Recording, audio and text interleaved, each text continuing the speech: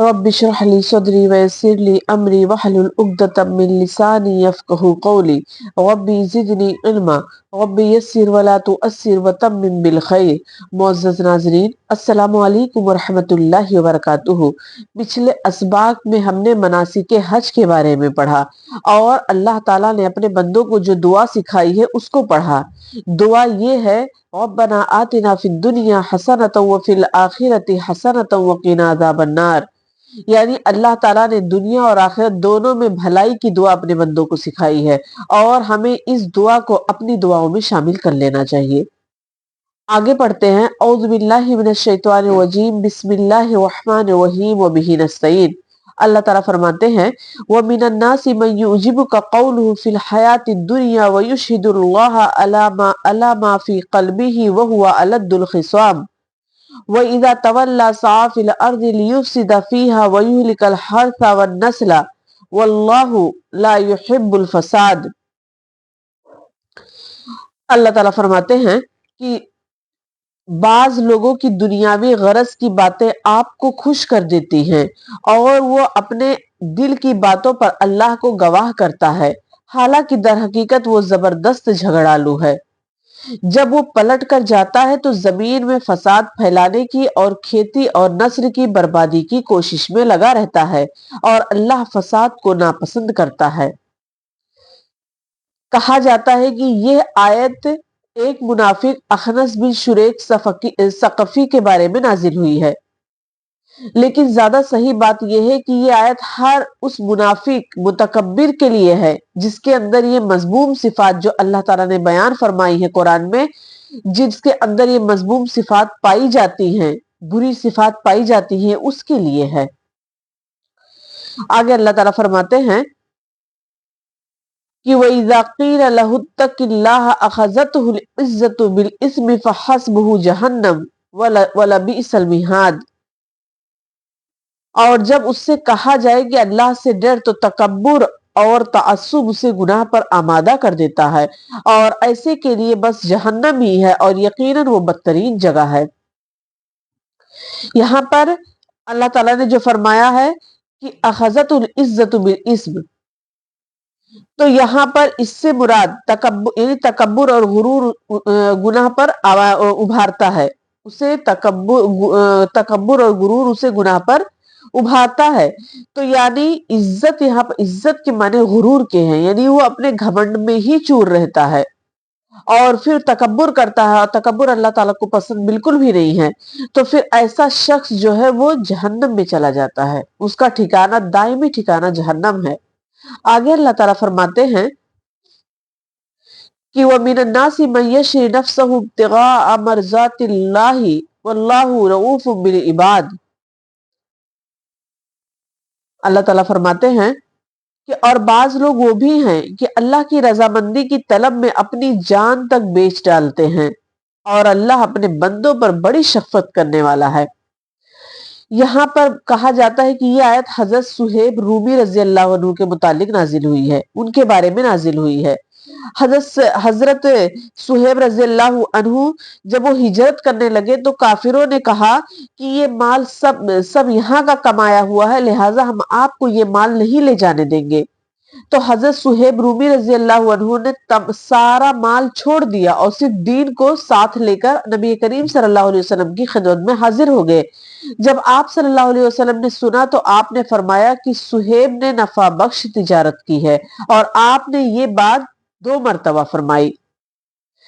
تو اور عام، یعنی یہ پس پردہ یہ آیت ان تمام متقین اور مومنین کے لیے ہے اور ہر اس شخص کے لیے ہے جو دنیا کے مقابلے میں آخرت کی زندگی کو ترجیح دیتا ہے، ہر اس شخص کے لیے یہ چیز ہے۔ اور پھر اس کے بعد یعنی یہاں پر دو باتیں بتائی گئی ہیں، ایک تو منافق کا بتایا گیا ہے، کافر کا، منافق کا، اور دوسرا مومن کا بتایا گیا۔ 2 لوگوں کی مثالیں یہاں پر دی گئی ہیں۔ ایک اخرس بن شریک کا ہے، ثقفی کا، کہ اگر جو انسان یہ برے اعمال کرے گا تو گویا کہ یہ تمام برائیاں جو ہوتی ہیں وہ جہنم میں لے جانے کا سبب بنتی ہیں، اور اگر جو شخص حضرت صہیب رومی رضی اللہ عنہ کی طرح جو ہے وہ نیک عمل کرے گا تو پھر یہ جنت کا مستحق ہوگا۔ आगे अल्लाह ताला फरमाते हैं, या अय्युहल्लज़ीना आमनु दुखुलू फिस्सिल्मि काफ़ा वला तत्तबिउ खुतुवाति शैतानी इन्नहु लकुम अदुउम मुबीन। अल्लाह ताला फरमाते हैं, ऐ ईमान वालो, इस्लाम में पूरे के पूरे दाखिल हो जाओ और शैतान के कदमों की ताबेदारी ना करो, वो तुम्हारा खुला दुश्मन है। यानी यहाँ पर अहले ईमान को कहा जा रहा है कि ए मोमिनो, तुम पूरे के पूरे इस्लाम में दाखिल हो जाओ। पूरे के पूरे इस्लाम में दाखिल हो जाओ का क्या मतलब है? मतलब ये है कि ऐसा ना हो कि बाज ख्वाहिशात, बाज मसलिहतों पर तो तुम इस्लाम का साथ दो, यानी जो तुम्हारे मुआफिक हो तुम उसको उस पर अमल करो, और जो तुम्हारे मुआफिक नहीं है, तुम्हारे मुखालिफ है, तो उसको नजरअंदाज कर दो या फिर उसको छोड़ दो। ऐसा नहीं, बल्कि पूरे के पूरे तुम्हें इस्लाम में दाखिल होना है, यानी सबको तुम्हें अपनाना है, चाहे वो तुम्हारे मुआफिक हो, चाहे वो तुम्हारे मुखालिफ हो। और इसी तरीके से जो दीन तुम छोड़ कर आए हो, तो अब उसकी कुछ बातें दीन इस्लाम में शामिल मत करो, बल्कि दीन इस्लाम जैसा आया है बिल्कुल तुम उसको वैसे ही अपनाओ और अपनी तमाम चीजों को छोड़ दो। और इससे इस बात की भी नफी हो जाती है कि इस तरीके से अवाम से भी ये कहा जा रहा है कि जो शरीयत के मुखालिफ रसूम और रिवाज हैं, रसूमात है, रिवाज है, उन तमाम चीजों को छोड़ दो। जैसे शादी ब्याह के मामले में कितना ज्यादा लोग फजूल खर्ची करते हैं, तो उन चीजों से बचने की तरगीब दी गई है। और उसके बाद जो है अल्लाह ताला ने फरमाया कि तुम शैतान के कदमों की पैरवी मत करो, शैतान की इत्तिबा मत करो, क्योंकि शैतान जो है हर गलत चीज को बहुत ही खूबसूरती से तुम्हारे सामने लाकर पेश करेगा, उस पर बहुत खूबसूरत गिलाफ लगाकर तुम्हारे सामने पेश करेगा और तुम उसको करने पर मजबूर हो जाओगे। लिहाजा तुम शैतान के चालों को समझो और ये समझो कि वो तुम्हारा खुल्लम खुल्ला दुश्मन है, यानी ऐसा दुश्मन है जो बिल्कुल जाहिरी तौर पर तुमसे अलल ऐलान तुमसे अपने दुश्मनी का इजहार करता है। और अगर तुम उसकी बातें मानोगे तो वो तुम्हें सीधा डायरेक्ट जहन्नम का रास्ता दिखाएगा। तो इसलिए ऐ मोमिनो, तुम शैतान के चालबाजियों से, शैतान के वसवसों से, शैतान के हीलों से, शैतान के बहाने से तुम अपने आप को बचाओ और अल्लाह से मगफिरत तलब करो। आगे अल्लाह ताला फरमाते हैं, फ़इन ज़ललतुम मिन बादि मा जाअतकुमुल बय्यिनातु फ़अलमु अन्नल्लाह अज़ीज़ुल हकीम।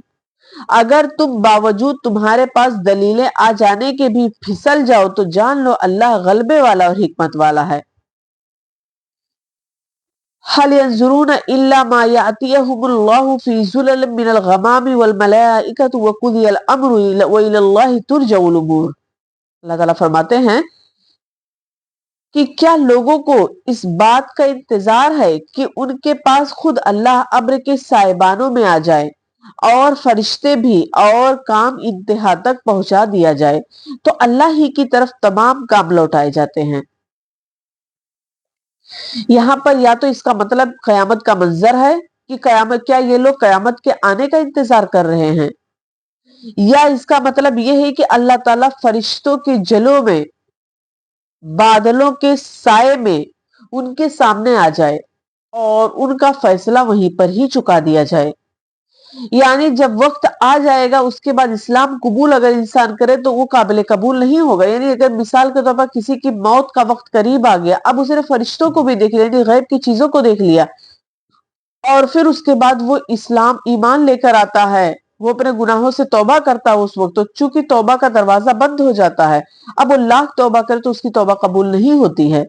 तो फिर यहाँ पर अल्लाह ताला फरमाते हैं कि या फिर मैं फरिश्तों के जुलूं में, बादलों के सायों में उनके पास आ जाऊं, तो जब वो देख लेंगे अल्लाह ताला को, जब वो फरिश्तों को देख लेंगे, तो फिर उसके बाद जो है वो इस्लाम लाएंगे, तो उनका इस्लाम काबिल कबूल नहीं होगा, उनका ईमान काबिल कबूल नहीं होगा। इसीलिए अभी वक्त को गनीमत समझते हुए दीन इस्लाम में दाखिल हो जाओ और अपनी आखिरत की जिंदगी को संवार लो। यानी अगर तुम जहन्नम के अजाब से बचना चाहते हो, जहन्नम की हवलनाकियों से, जहन्नम के खौफनाक मनाजिर से अगर तुम अपने आप को बचाना चाहते हो, जहन्नम की आग से अपने आप को बचाना चाहते हो, तो फिर तुम्हारे लिए जरूरी है कि तुम दीन इस्लाम में दाखिल हो जाओ और अपनी जिंदगी को संवार लो और अल्लाह ताला के हुजूर तौबा इस्तगफार करो, क्योंकि वह इलल्लाहि तुरजउल उमूर, तमाम मामलात अल्लाह की तरफ लौटाए जाते हैं। یعنی ہر ایک چیز اللہ تعالیٰ کی طرف لوٹائی جاتی ہے. ہمارا ایک ایک لمحے کا جتنا بھی ہم کام کرتے ہیں سب کچھ یہ کرام کاتبین لکھتے رہتے ہیں، اور یہ رجسٹر فل ہوتا رہتا ہے اور اللہ تعالیٰ کے حضور پیش کیا جاتا ہے. اور روز قیامت اگر انسان جھوٹ بولے گا کہ نہیں اللہ تعالیٰ میں نے یہ نہیں کیا تھا، تو اللہ تعالیٰ اس کو تمام کرتوت دکھائیں گے اس کے. تو آخر میں اللہ تعالیٰ سے دعا ہے کہ اللہ تعالیٰ ہمیں اپنا برگزیدہ بندہ بنائے، ہمیں نیک بندوں میں شامل کر لے، اور ہمیں کہنے سننے سے زیادہ اس پر عمل کرنے کی توفیق عطا فرمائے. وآخر دعوانا ان الحمد للہ رب العالمین، والسلام علیکم ورحمۃ اللہ وبرکاتہ.